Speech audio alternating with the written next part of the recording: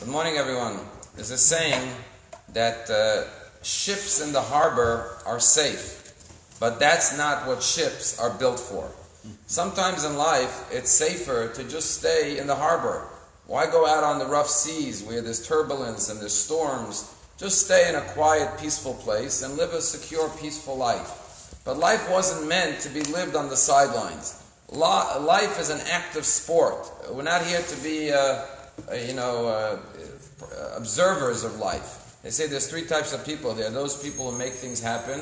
There are those people who watch other people make things happen. And then there are those who ask, what just happened?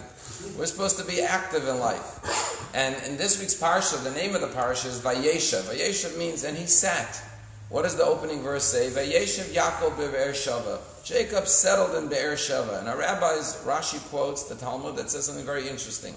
That Bikesh Yaakov leisha b'shalva. Jacob said, I want to just retire. I want to take it easy. I had a hard life. Think about Yaakov's life. From the day he was in the womb, he was wrestling with his brother. All the challenges with his brother Esau. Then with the blessings. Then his brother wants to kill him. He has to run away to Laban. He has more problems with Laban, his father-in-law. Then he has his two wives are, fighting for his love.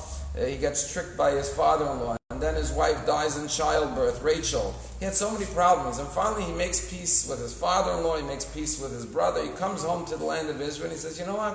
I had a hard life. Just want to sit down and relax. Take it easy. Easy street. Suddenly what happens? The story of Yosef and the brothers. The brothers and the jealousy, they throw him in the pit. His life becomes tumultuous once again. And our rabbis say, why couldn't Yaakov get a little peace and quiet, a little rest? Didn't he have enough problems, enough challenges in his life?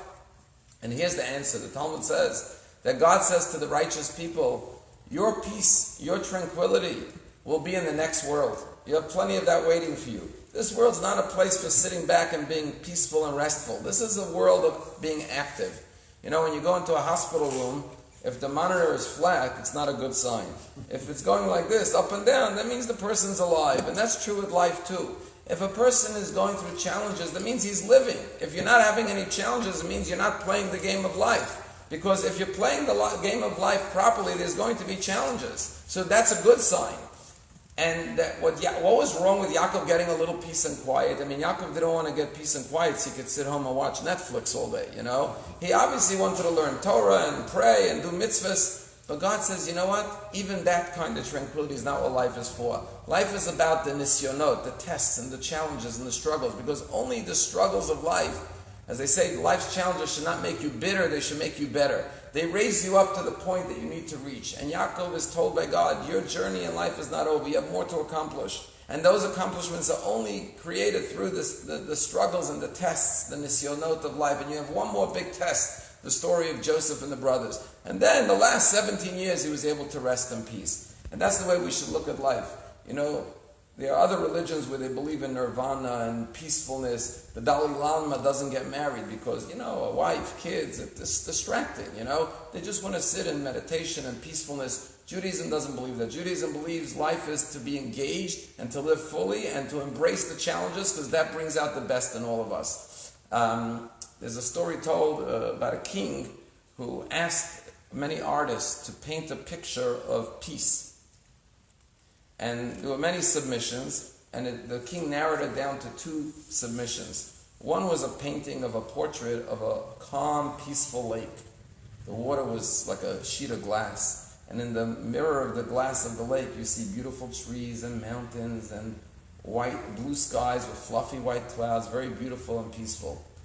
But then the second painting was a picture of a raging, storming lake with rain and thunder and lightning.